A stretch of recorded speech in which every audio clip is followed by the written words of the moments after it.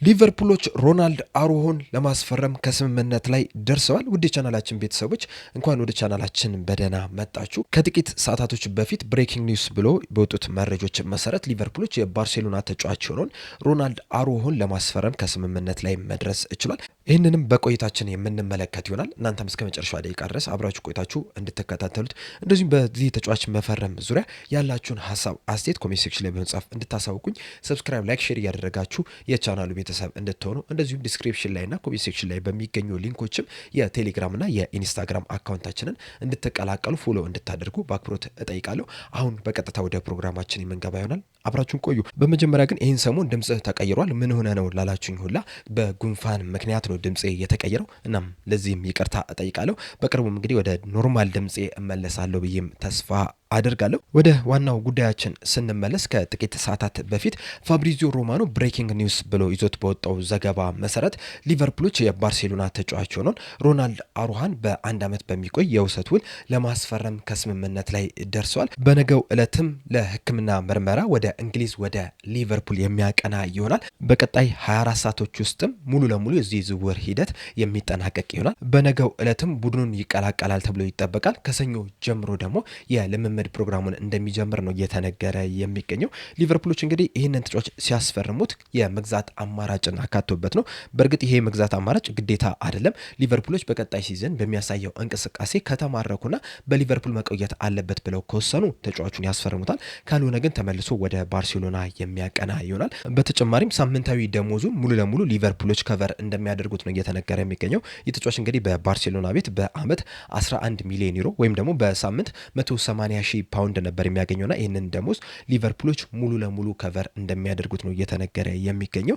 ቤን ጃኮብስ ይዞት በወጣው ዘገባ መሰረት ከሆነ ደግሞ ሊቨርፑሎች ይሄ ተጫዋች ለሊቨርፑል ምርጡ አማራጭ ብለው ነው ያስፈረሙት እያለን ይገኛል። እንደሚታወቀው በዋነኝነት በመሀል ተከላካይ ስፍራ ላይ ነው የሚጫወተው።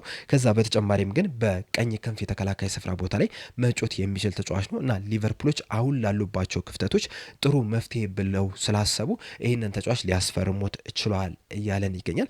በእርግጥ ይሄ ተጫዋች ከባርሴሎና መውጣት ፈልጎ አልነበረም። ነገር ግን ደግሞ በቅርቡ ከሃንሲ ፍሊክ ጋር ባደረገው ቆይታና ሃንሲ ፍሊክም ደግሞ በቀጣይ ሲዘን ዋነኛ ተመራጩ እንዳልሆነ ስለነገረው ከክለቡ ለመልቀቅ እንደወሰነ ነው እየተነገረ የሚገኙ እንጂ መጀመሪያ ምርጫው በልዛው በባርሴሎና መቆየት ነበረ። ነገር ግን ደግሞ የአሰልጣኙ ቅድሚያ ተመራጭ ባለመሆኑ ምክንያት በዚህ ሰዓት እንግዲህ በውሰት ውል ለመውጣት ከስምምነት ላይ መድረስ ይችላል። በነገው ዕለትም ወደ ሊቨርፑል የሚያቀና ይሆናል። ከሰኞ ጀምሮ ከቡድኑ ጋር አብሮ ልምምድ መስራት የሚጀምር ይሆናል። ይሄ የዝውውር ሂደት እንግዲህ ሰርፕራይዝ ያደረገ ነው። ምክንያቱም ከዚህ ቀደም በዚህ ተጫዋች ዙሪያ የሰማነው ምንም ነገር አልነበረም። በእርግጥ ከአንድ ዓመት በፊት ይህ ተጫዋች ከሊቨርፑል ጋር ስሙ ሲያያዝ ነበር። ነገር ግን በቅርብ ጊዜያቶች በተለይ በዚህ የክረምቱ የዝውውር መስኮት የዚህ ተጫዋች ስም ከሊቨርፑል ጋር በጭራሽ አልተያያዘም ነበርና ድንገት ከጥቂት ሰዓታት በፊት ፋብሪዚዮ ሮማኖ ይህ ተጫዋች ወደ ሊቨርፑል ለማቅናት ከስምምነት ላይ ደርሷል የሚለውን መረጃ ይዞ ሲወጣ እንግዲህ ትንሽ የሚያስገርም ሰርፕራይዝ የሚያደርግ ዜና ሆኖ ነው ያገኘሁት። በእርግጠኝነት ሁላችሁም በዚህ ዜና ሰርፕራይዝድ የሆናችሁ ይመስለኛል። ሊቨርፑሎች ግን ድምጻቸውን አጥፍተው ይህንን ተጫዋች ለማስፈረም ከስምምነት ላይ መድረስ ችሏል። ተጫዋቹ ግን ለሊቨርፑል ይመጥናል ወይ የሚለውን ግን በደንብ መመልከት ያለብን ይመስለኛል። ይህ ተጫዋች እንግዲህ ከ2 ዓመት ከ3 ዓመት በፊት በተለይ 2021-22 የውድድር ዘመን እንደዚሁም 22-23 የውድድር ዘመን ላይ በጣም አስደናቂ የሚባል እንቅስቃሴን ማድረግ የቻለ ተጫዋች ነው የነበረው። እንደዚሁም 2024-25 የውድድር ዘመን ላይ ለባርሴሎና ጥሩ እንቅስቃሴ ማድረግ ችሎ ነበረ። ስሙም ከሊቨርፑል ጋር በዛ ጊዜ እንግዲህ በጣም ሲያያዝ ነበረ። በተለይ ሊቨርፑሎች ለቨርጂል ቫን ዳይክ የረዥም ጊዜ ተተኪ አድርገው ይህንን ተጫዋች ለማስፈረም ፍላጎት እንደነበራቸው ሲነገር ነበረ። ነገር ግን ባርሴሎናዎች በሰዓቱ ይህንን ተጫዋች ለመሸጥ ባለመፈለጋቸው ምክንያት ተጫዋቹ በዛው በባርሴሎና ሊቆይ ችሏል። እናም ያን ጊዜ ቢሆን ኖሮ ለሊቨርፑል ትክክለኛው አማራጭ ሊሆን ይችል ነበረ። አሁን ላይ ግን ትክክለኛው አማራጭ ነው ወይ? በጣም ትልቅ ጥያቄ የሚያስነሳ ነው። በእርግጥ የተጫዋቹን ፕሮፋይል ከተመለከትን ምናልባትም ለሊቨርፑል ሊመጥን ይችላል። በተለይ ቁመቱ ረዥም ነው፣ ሜትር ከ92 ሴንቲሜትር እርዝመት ያለው ነው። እናም በአየር ላይ የሚመጡ ኳሶችን በጥሩ ሁኔታ መከላከል ይችላል። እንደዚሁም ፈጣን የሚባል ተጫዋች ነው። በፍጥነት የተለያዩ ቦታዎችን ከቨር ማድረግ ይችላል። በተጨማሪም ቨርሳታይል ነው። በመሀል ተከላካይ ስፍራና በቀኝ ክንፍ የተከላካይ ስፍራ ቦታ ላይ መጮት የሚችል ተጫዋች ነው። እንደዚሁም ልምድ ያለው ተጫዋች ነው። አሁን ላይ እንግዲህ እድሜው 27 ዓመቱ ላይ ነው የሚገኘው። በባርሴሎና ቤትም እንግዲህ ከ2018-19 የውድድር ዘመን ጀምሮ ላለፉት 8 ዓመታት ሲጫወት መመልከት ይችለናል። እናም ባርሴሎናንም በአምበልነት መምራት የቻለ ተጫዋች ነው። እናም በአጠቃላይ ጥሩ ልምድ ያለው ተጫዋች ነው። ለሊቨርፑል የሚያስፈልግ አይነት ተጫዋች ሆኖ አግኝቻለሁ። ከዛ በተጨማሪም ከኳስ ጋር ምቾት የሚሰማው ተጫዋች ነው። በተለይ የባርሴሎናን የጨዋታ ስታይል ከተመለከትን ብዙ ጊዜ ከኳስ ጋር ምቾት የሚሰማቸው ተጫዋቾችን ነው መያዝ የሚወዱት። አንዶኒ ኢራኦላም እንደዚህ አይነት ተጫዋቾችን ይወዳል። በተለይ የመሀል ተከላካይ ስፍራ ተጫዋቾቹ ፕሮግሬሲቭ ፓሶች ላይ በጣም ጥሩ እንዲሆንለት ይፈልጋሉ። ብዙ ጊዜ ኳሶች እንዳለ ወደፊት እንዲሄዱ ነው የሚፈልጉት እንጂ አጠገብ ለአጠገብ እንዲቀባበሉ አይፈልጉምና በዚህ ረገድም በጣም ጥሩ ተጫዋች ነው። ለሊቨርፑልም ለአንዶኒ ኢራኦላም የሚመች ተጫዋች ነው። በእርግጥ ባርሴሎናዎች ይህንን ተጫዋች ስላልፈለጉት ከአሰልጣኙ የጨዋታ ስታይል ጋር አይመችም ስላሉ ነው በውሰቱ እየሰጡ የሚገኙት። ነገር ግን ደግሞ ለሃንሲ ፍሊክ የጨዋታ ስታይል አልተመችም ማለት ለአንዶኒ ኢራኦላ የጨዋታ ስታይል አይመችም ማለት አይደለም። ምናልባትም ወደ ሊቨርፑል መጥቶ ከዚህ ቀደም ከ2-3 ዓመት በፊት ሲያሳይ የነበረው ምርጥ ብቃት በድጋሚ ሊያሳይ ይችላል። ሊቨርፑሎችም ይህንን ተመልክተው ምናልባት በቋሚነት ሊያዘዋውሩት ይችላሉ። ይሄ ይሆናሉ ትልቅ ጥያቄ ነው። ነገር ግን ደግሞ ምርጥ ብቃት ካሳየ በቋሚነት ሊያዘዋውሩ የሚችሉበትም እድል እንዳለ ግን መዘንጋት የለበትም። የዚህ ተጫዋች መፈረም ግን ሙሉ ለሙሉ ጥሩ ነው ማለት አይደለም። በጣም የሚያሳስብም ጉዳይ አለ። በተለይ የጉዳት ታሪኩ ለሊቨርፑሎች ሊያሳስባቸው ይገባል። ምክንያቱም ባለፉት ጥቂት ዓመታት ለሀገርና ለክለቡ ወደ 80 ጨዋታዎች የሚደርሱ በጉዳት ምክንያት አምልጠውታል። በየዓመቱ እንግዲህ በተለይ በክለብ ደረጃ ያመለጡትን ጨዋታዎች ስንመለከት 2021-22 የውድድር ዘመን ላይ 12 ጨዋታዎችን በተለያዩ ጉዳቶች ምክንያት አምልጠውታል። 2022-23 የውድድር ዘመን ላይ 23 ጨዋታዎችን በጉዳት ምክንያት አምልጠውታል። እንደዚሁም ደግሞ 2023-24 የውድድር ዘመን 8 ጨዋታዎች እንደዚሁም ከ2024 የውድድር ዘመን ጀምሮ ወደ 30 የሚጠጉ ጨዋታዎች በጉዳት ምክንያት ሊያመልጡ ችሏል። በተለይ በተጠናቀቀው የ2025-26 የውድድር ዘመን ደግሞ በዲፕሬሽን ምክንያት ወይም ደግሞ በሜንታል ሄልዝ ምክንያት የተለያዩ ጨዋታዎች ሲያመልጡት መመልከት ችለናል። ባርሴሎናዎቹም ፍቃድ ሰጥቶት ቢያንስ ለአንድ ወር አካባቢ ይመስለኛል ካልተሳሳትኩኝ ወደ ዱባይ ሄዶ እረፍት ሲያደርግ መመልከት ችለናልና እነዚህ ነገሮች ሊቨርፑሎችን ሊያሳስቧቸው ይገባል። በተለይ ደግሞ ሜንታል ሄልዙ ላይ ዲፕሬሽኑ ላይ ሊቨርፑሎች ከፍተኛ ስራን መስራት አለባቸው። ምክንያቱም አንድ ተጫዋች አይምሮ ጤነኛ እስካልሆነ ድረስ ያለውን ብቃት አውጥቶ መጠቀም አይችልምና እዚህ ላይ ሊቨርፑሎች ከፍተኛ ስራን መስራት አለባቸው። እንደዚሁም የጉዳት ታሪኩ ራሱ ጥሩ የሚባል አይደለም። በተለይ ደግሞ ሊቨርፑል ቡድን ውስጥ ራሱ አሁን ላይ እንደነ ጆጎሜዝ አይነት ተጫዋቾች በቡድን ውስጥ አሉ። ጆጎሜዝ ደግሞ ላለፉት ዓመታት እንግዲህ በጉዳት ምክንያት ሲቸገር የተመለከትነው ተጫዋች ነው። ጀረሚ ዣኪም እስካሁን ድረስ ለቡድኑ ምንም አይነት ጨዋታ ማድረግ አልቻለም።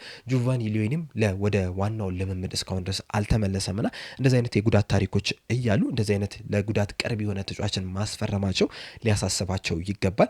ከዛ ውጭ ግን ተጫዋቹ ያለው ኳሊቲ ግን ያን ያህል ጥርጥር ውስጥ የሚገባ አይመስለኝም። በእርግጥ ያለፈውን 1 ዓመት ወይም 2 ዓመት ጥሩ የሚባል እንቅስቃሴን እያደረገ አይደለም የሚገኘው። ነገር ግን ከዚህ ቀደም ኳሊቲ እንዳለው ሁላችንም መመልከት ችለናልና ምናልባትም አንዶኒ ኢራኦላ የዚህ ተጫዋችን ብቃት መልሶ ሊያገኙ የሚችሉበት እድል አለ ተብሎ ይጠበቃል። ከዛ በተጨማሪም ደግሞ ቅድም እንዳልኳችሁ በመሀል ተከላካይ ስፍራና በቀኝ የክንፍ ተከላካይ ስፍራ ቦታ ላይ መጮት የሚችል ተጫዋች ነው። በእርግጥ በዋነኝነት በመሀል ተከላካይ ስፍራ ቦታ ላይ ነው ሲጫወት የተመለከት ነው። ነገር ግን በቀኝ ፉልባክ ቦታ ላይ መጮት እንደሚችል ከዚህ ቀደም መመልከት ችለናል። በየሲዝኑ የተጫወተባቸውን የጨዋታ ብዛቶች ስንመለከት 2021-22 የውድድር ዘመን ላይ 7 ጨዋታዎችን በራይት ፉልባክ ቦታ ላይ መጮት ይችላል።